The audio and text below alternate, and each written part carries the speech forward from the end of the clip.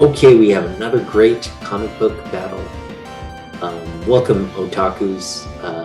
This is your tour guide, and as you know, I'm just taking you through a tournament I set up.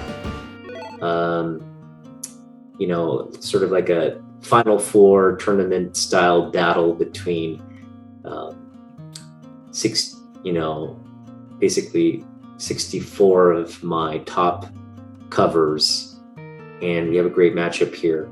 We have Justice League number 12 versus Secret Wars number 8. My favorite comic book artist of all time, Jim Lee, versus the great Mike Zeck, and these are two great covers. It's going to be a good battle. Let's take a look here at Justice League number 12. Now, this is a kiss between Wonder Woman and Superman, and I don't know about you, but it reminds me of Gustav Klimt's The Kiss. He's an Austrian painter, world famous paintings.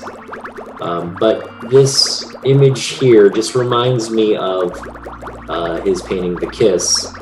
And you can see there Superman and Wonder Woman are sharing a very intimate moment.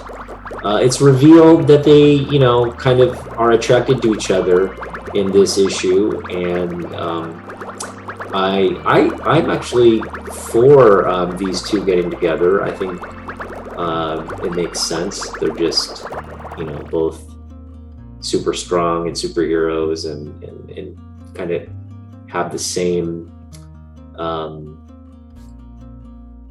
value system in terms of wanting to protect and help their race of people, but also help Earthlings and people, humans. So I think it's a great budding romance, if you might say, and it's a great cover. Jim Lee always does just amazing work, and this cover is no different. And then, of course, this is there's no introduction needed here, and I'm just going to go ahead and reveal this is my choice. Now, anytime I get to show off this comic is a plus for me. I just love this book. So when I got back into the hobby, which was, during the pandemic, and I just had some books in my collection. I got slabbed, and it just got me right back into the hobby, and I wanted to pick up more books and really kind of,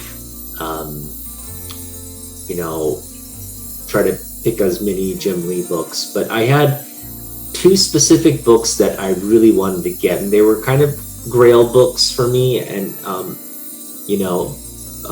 basically two books I had in my childhood that I really wanted to have in my possession again, and this was one of them. The other one is the silent issue, G.I. Joe 21, and I was able to pick both copies up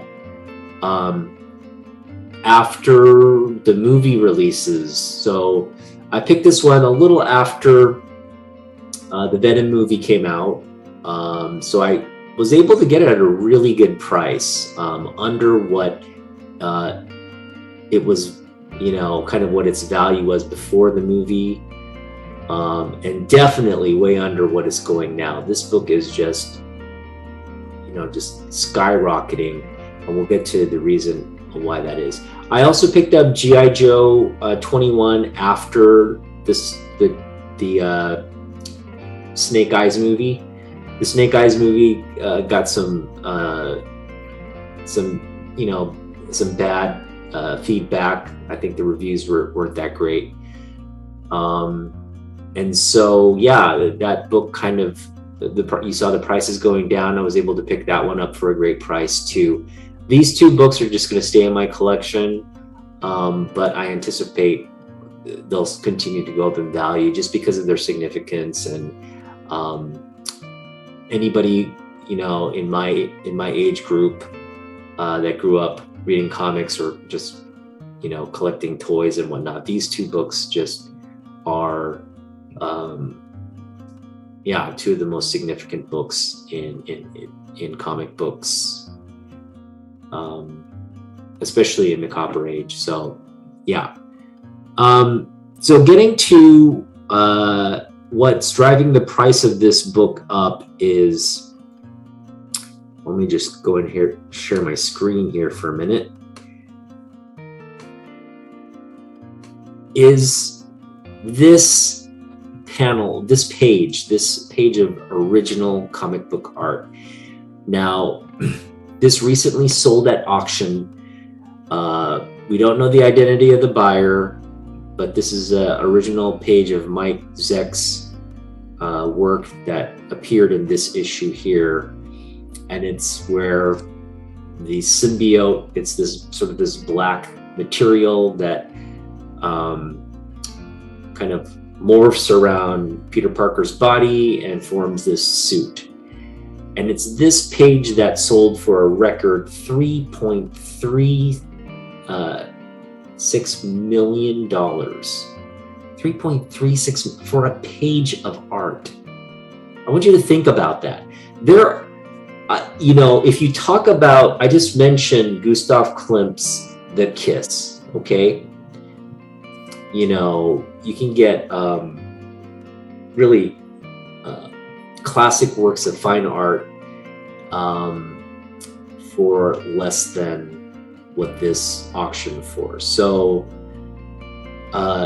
anyway, that when something like that sells, it's going to have a trickle-down effect, and it's affecting the price of this book as well. So that people are just clamoring for a high-grade copy of this, and luckily for me, timing worked out, and I got this really as it was kind of trending down. I got it, and now it's boom, it shot right back up. So yeah, happy to have this in my collection. And again, the fact that this piece of art by Mike Zeck auctioned at that high says a lot about comic book art and its value. We're not just talking about comic books now, we're talking about original comic book art. You're seeing collectors, people who appreciate this medium, and people with a lot of money, obviously. I have a theory on, so my theory is that person has a vested interest in Marvel and Marvel franchise. That's just my opinion. So it's not like he's not an art collector or anything like that. I imagine he has some kind of, maybe he's an executive at Marvel or an executive at Disney. But anyway, it's somebody with connections to comic books and these franchises. So, but anyway, that's my theory. Maybe I'm completely off. Maybe it is just some rich comic book art collector who just wanted to get that and outbid everybody by like millions of dollars. But anyway, it's insane that kind of art sold at that amount. It's pretty jaw-dropping. But anyway, this is the winner of this battle here, Secret Wars number 8. I would encourage you to pick this up if you can. If you see it for like under $300, meaning it's a high grade copy for under, I doubt you can get it for under $300 now, and I doubt you'll be able to find many of these copies raw now. They're probably all getting graded now, but if you can find one, I would recommend you pick it up. Go to eBay right now and see if you can pick it up for what it's if it's priced again reasonably. Even pick up a mid-grade copy, just get your hands on a copy of this, because and just hold on to it, because I think a sale like that indicates there's something going on, and you're probably going to see this on the big screen at some point. So here's our choice, Secret Wars number 8. Comment below, like this video, and subscribe if you like this content. I really, like putting out these videos, and I'm trying to, again, I think the stuff I put on the channel earlier, I realized that, I didn't spend a lot of time on the edits and whatnot, but thanks again for watching, and we'll see you in the next one.